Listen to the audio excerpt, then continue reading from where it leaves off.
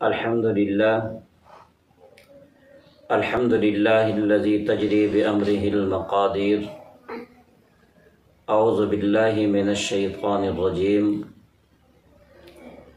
میرے نہایت واجب القدر معزز سامعین ناظرین، السلام علیکم ورحمۃ اللہ وبرکاتہ۔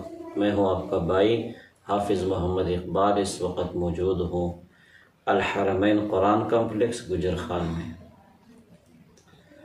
میری دعا ہے کہ اللہ رب العزت تمام چاہنے والوں کو عزت، سعادت اور سرفرازی سے مالا مال فرمائے۔ ہمارے معاشرے میں بہت ساری بیماریاں ہیں، وبائیں ہیں۔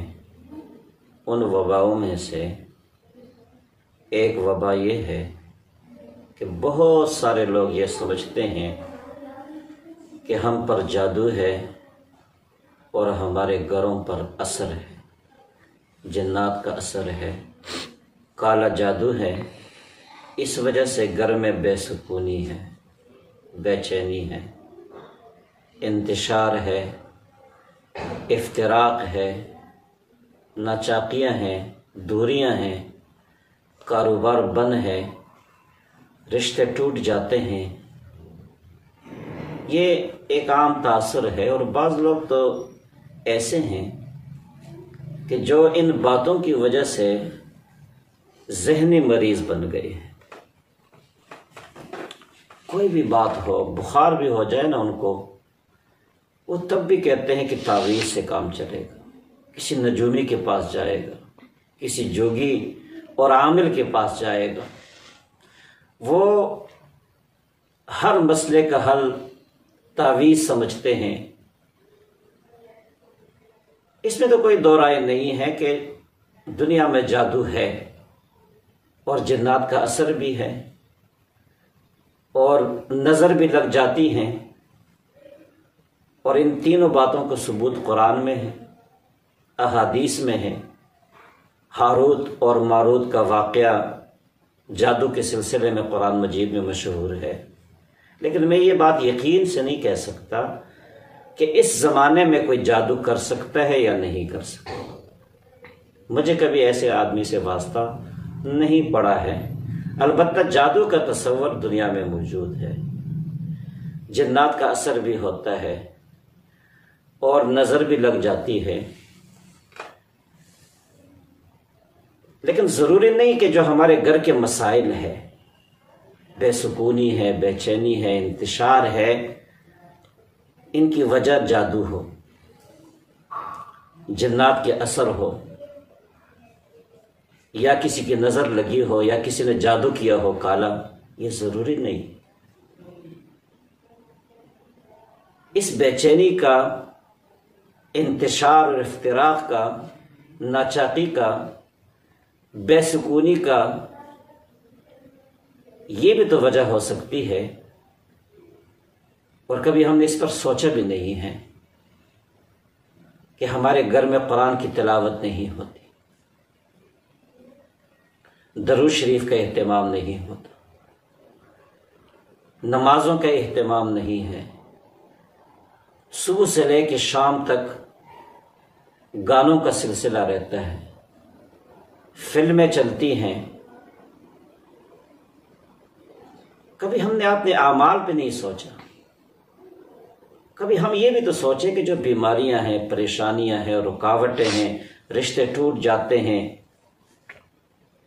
کاروبار میں بندش ہے، اس کی وجہ تو یہ بھی ہو سکتی ہے کہیں ہم خیانت تو نہیں کر رہے، کہیں ہم اپنے کاروبار میں یا ملازمت میں اس میں کہیں خیانت تو نہیں کر رہے، کوئی ہمارے گھر میں حرام کا مال تو نہیں آتا، کہیں میں نے کسی کا حق تو نہیں دبایا ہوا ہے۔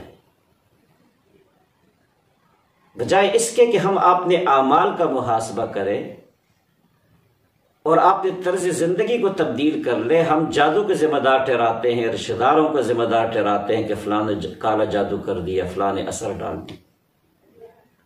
ایک مرتبہ ہم طرز زندگی کو تو تبدیل کریں۔ جس گھر میں قرآن کی تلاوت ہو، نمازوں کا اہتمام ہو، ذکر و اذکار، درود شریف ہو، تو اس گھر میں نہ جادو کا اثر ہوتا ہے اور نہ جنات کا اثر ہوتا ہے۔ میں نے پہلے عرض کر دیا کہ جادو دنیا میں ہے اور جنات کے اثرات بھی ہیں، ہمارے گرد و پیش میں جنات رہتے ہیں، شیاطین باتھ روم میں ہوتے ہیں، اور آج کل تو جنات کا جو اثر ہے وہ اس لیے بھی بہت زیادہ اس کے امکانات ہے کہ پہلے زمانے میں گھر میں بیت الخلاء نہیں ہوتے تھے، اور یہ بیت الخلاء جو ہے یہ شیاطین جنات کے رہنے کی جگہ ہیں۔ لوگ جنگل میں جاتے تھے، کھیتوں میں جاتے تھے قضاء حاجت کے لیے۔ پھر زمانہ بدل گیا اور گھر میں ایک باتھ روم ہوتا تھا، بڑے بڑے گھر ہوتے تھے اور جا کر ایک کونے میں دور دراز ایک باتھ روم ہوتا تھا جو پورے گھر والے استعمال کرتے تھے۔ اس کے بعد زمانہ اور تبدیل ہو گیا، گھر ایسے بن گئے کہ ہر کمرے کے ساتھ باتھ روم ہے۔ اب ہم نے جنات کو جنگل سے لایا پہلے کونے میں، اور پھر ان کو اپنے کمرے کے ساتھ رہائش دے دی، جہاں ہماری رہائش ہوتی ہے، جہاں ہم رہتے ہیں، ساتھ بیت الخلاء میں جنات بھی رہتے ہیں۔ اور جب مسنون اعمال کا اہتمام نہ ہو، آقا صلی اللہ علیہ وسلم نے فرمایا جب تم گھر میں داخل ہو بسم اللہ پڑھا کرو، دعا پڑھا کرو، گھر سے نکلتے ہو دعا پڑھا کرو، بیت الخلاء جاتے ہو دعا پڑھا کرو، بیت الخلاء سے نکلتے ہو تو دعا پڑھا کرو۔ سونے کا مسنون طریقہ کیا ہے اور سونے کے وقت کن دعاؤں کا اہتمام کرنا چاہیے، اور جب ان دعاؤں کا اہتمام ہوگا تو شیطان جو جنات ہے شیاطین وہ اپنی حد میں رہیں گے، اپنی حدود میں رہیں گے، اور ان کو موقع نہیں ملے گا ہمارے گھریلو زندگی میں مداخلت کا، انتشار کا، افتراق کا ان کو موقع نہیں ملے گا۔ تو اس بات پہ اگر ہم غور کریں کہ یہ سب کچھ جو حالات ہیں ہمارے گھروں کے، یہ ہمارے اعمال کی وجہ سے تو نہیں ہے۔ آپ یوں سمجھے کہ ایک آدمی اپنے گھر میں گندگی کا ڈھیر لگا لے، اب اس ڈھیر کا نتیجہ کیا ہوگا، اثر کیا ہوگا؟ بدبو بھی آئے گی، کیڑے مکوڑے بھی آئیں گے، مچھر بھی آئیں گے، مکھیاں بھی آئیں گی۔ اب ایک آدمی کہے کہ یہ لوگ جو ہے محلے والے یہ میرے گھر کیڑے مکوڑے بیچتے ہیں یا مکھیاں بیچتے ہیں یا مچھر بیچتے ہیں، تو لوگ کہیں گے یہ بیوقوف ہے، خود ہی اس نے ڈیر لگا دیا گندگی کا اپنے صحن میں، اب اس کا اثر تو یہی ہونا ہے کہ بدبو بھی آئیں گی اور یہ چیزیں بھی آئیں گی۔ جب وہ گندگی صاف کر لے گی یہ چیزیں خود بخود چلے جائیں گی۔ اسی طرح جو ہمارے گھر کا ماحول ہے، بے سکونی ہے، بے چینی ہے، یہ ہمارے اعمال کی وجہ سے ہے، بجائے اس کے کہ ہم کسی اور کو ذمہ دار ٹھہرائے جادو کو، کہ فلاں نے جادو کر دیا، کالا جادو کر دیا، سفید جادو کر دیا، فلاں نے نظر لگا دی، فلاں نے جنات کا اثر ڈال دیا میرے گھر پر، اس لیے کاروبار میں رکاوٹ ہے، رشتے ٹوٹ جاتے ہیں، بے چینی ہے۔ تو ہم تھوڑا سا اپنی طرز زندگی کو تبدیل کر دیں، اپنی طرز زندگی کو اسلامی بنا لیں کہ سونے کے وقت کے اعمال کیا ہونے چاہیے، صبح اٹھنے کے اعمال کیا ہونے چاہیے، بیت الخلاء جانے کا کیا طریقہ ہے، نکلنے کا کیا طریقہ ہے، ہر کام کرتے ہوئے ہر کام کی ابتدا بسم اللہ سے کر لیا کریں، ہر کام دائیں ہاتھ سے کریں۔ جب ہم اپنی زندگی کو اور اپنے گھر کے ماحول کو مسنون طریقوں سے مزین کر دیں گے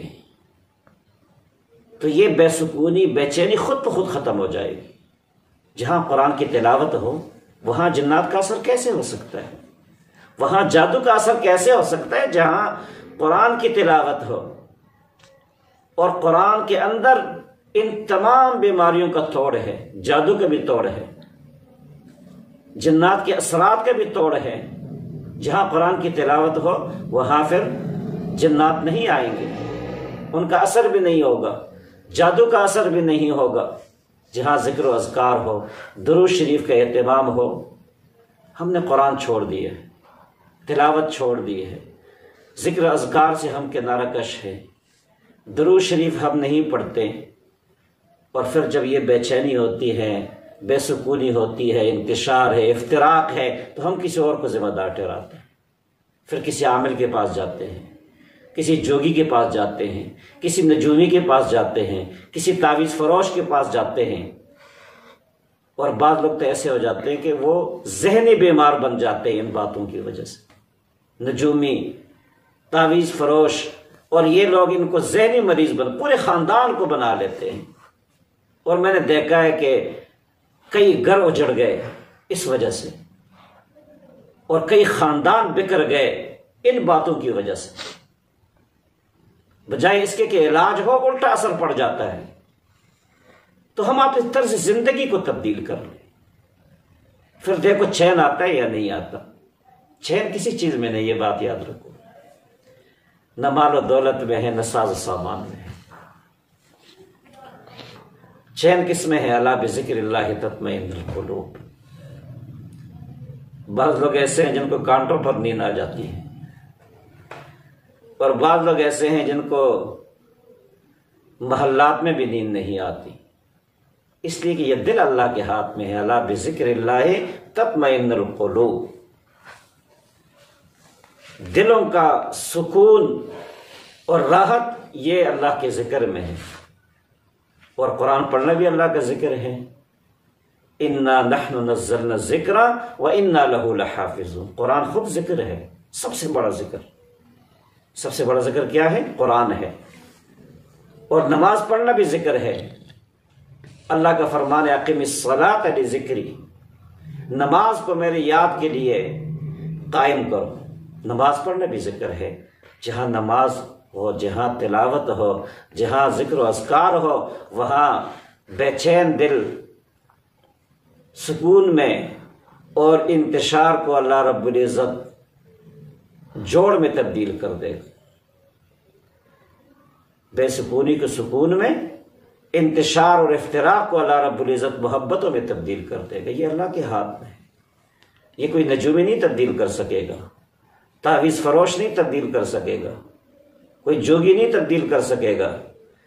اگر یہ حالات تبدیل کرنے ہیں تو ہمیں اپنے طرز زندگی کو تبدیل کرنا ہوگا، طرز زندگی کو اسلامی بنانا ہوگا، گھر کا ماحول تبدیل کرنا ہوگا، ورنہ یہ جنات کے اثرات بھی ہوں گے، بیماریاں بھی ہوں گی، رشتے بھی ٹوٹیں گے، کاروبار بھی بند ہوگا، اور ہمارے دل کا سکون بھی ختم ہوگا۔ یہ کوئی تبدیل نہیں کر سکتا، اس کی تبدیلی ہمارے ہاتھ میں ہے، اور یہ ہمارے اعمال کی وجہ سے ہے، کسی جادو کی وجہ سے نہیں ہے، کسی نظر بد کی وجہ سے نہیں ہے، شیطان کے اثر کی وجہ سے نہیں ہے۔ شیطان کا اثر تب ہوتا ہے کہ جب گھر میں تلاوت نہ ہو، تو ظاہر ہے شیطان نے تو اثر ڈالنا ہے، پھر جنات شیاطین جو ہے اس نے اثر تو ڈالنا ہے، اور پھر ہم لوگوں کو ذمہ دار ٹھہرائیں گے کہ فلاں نے جادو کر دیا ہے۔ تو اس سلسلے میں تمام سننے والوں سے ایک گزارش ہے کہ وہ اپنے گھروں کی طرز زندگی تبدیل کر لیں۔ اب تو دیر تک لوگ سوئے رہتے ہیں، صبح 9-10 بجے تک۔ کسی زمانہ میں جب ہندو اور مسلمان ایک ساتھ رہتے تھے تو پہچان یہ ہوتی تھی کہ صبح صبح نماز کے وقت مسلمانوں کے گھروں سے قرآن کی تلاوت کی آواز آتی تھی، یہ پہچان ہوتی تھی۔ آج کل ہر طرف سناٹا ہوتا ہے، بہت کم گھر ایسے ہیں جہاں قرآن کی تلاوت کی آوازیں گونجتی ہیں، جہاں ذکر و اذکار ہوتا ہے، جہاں درود شریف کا اہتمام، بہت کم گھر ایسے ہیں۔ پوری رات ہم جاگتے ہیں، بچے بھی جاگتے ہیں، خواتین بھی جاگتی ہیں، مرد بھی جاگتے ہیں، اور پھر جا کے دن کو 11 بجے اٹھتے ہیں، اور پھر ہم یہ کہتے ہیں کہ جو ہمارے گھر کا ماحول ہے، جو انتشار ہے، بے سکونی ہے، یہ جادو کی وجہ سے ہے۔ یہ جادو کی وجہ سے نہیں ہے، ہمارے اعمال کی وجہ سے ہے۔ اور اس سلسلے میں آپ کو ایک وظیفہ بتاتا ہوں۔ میں نے پہلے عرض کر دی کہ جادو کا اثر بھی ہوتا ہے، تصور موجود ہے، جنات کا اثر بھی ہوتا ہے، اور نظر بد بھی، نظر بد جادو سے بھی زیادہ سخت ہوتا ہے، یاد رکھو، نظر بد جادو سے بھی زیادہ سخت ہے۔ تو اس سلسلے میں ایک مسنون وظیفہ ہے، مجرب وظیفہ ہے، آزمودہ وظیفہ ہے کہ درود شریف پڑھے، کوئی بھی درود شریف آپ کو یاد ہے، ابتدا میں سورۃ الفاتحہ کی تلاوت کریں، اس کے بعد آیت الکرسی پڑھیں، اس کے بعد آخری 4 قل پڑھیں، اور آخر میں پھر درود شریف پڑھیں، اور آپ نے گھر پہ دم کر لیں، چاروں کونوں میں چاروں طرف دم کر لیں، نہ کوئی جادو کا اثر ہوگا اور نہ کوئی نظر بد ہوگی۔ یہ ازمودہ وظیفہ ہے، اور اس میں اعظم ہے، دیکھو نا سورۃ الفاتحہ، درود شریف، ہر غموں کا علاج، ہر غم کا علاج۔ آقا صلی اللہ علیہ وسلم فرمایا ہر غم کا علاج ہے درود شریف پڑھنا، اور آقا صلی اللہ علیہ وسلم فرمایا سورۃ الفاتحہ یہ دنیا کی تمام بیماریوں کا اس میں علاج ہے، اس لیے کہ سورۃ الفاتحہ کا ایک نام سورۃ الشفا بھی ہے، اس وجہ سے سورۃ الفاتحہ کا ایک نام کیا ہے؟ سورۃ الشفا بھی۔ اور اس کے بعد آیت الکرسی ہے، جس کا تذکرہ احادیث میں ہے، فضیلتیں اور اثر یہ احادیث میں موجود ہیں۔ اور اس کے بعد 4 قل ہے، جس میں ہر بیماری کا علاج ہے، ہر بیماری کا، جادو کا، نظر بد کا، اور جنات کے اثرات کا بھی۔ تو اس وظیفے کا اہتمام آپ نے گھر میں کریں تو انشاءاللہ العزیز تمام بیماریاں رفع دفع ہو جائیں گی، بے سکونی سکون میں تبدیل ہو جائے گی، بے چینی چین میں تبدیل ہو جائے گی، انتشار افتراق کو اللہ رب العزت محبتوں میں تبدیل کر دیں گے۔ جزاکم اللہ خیرا، احسن الجزا۔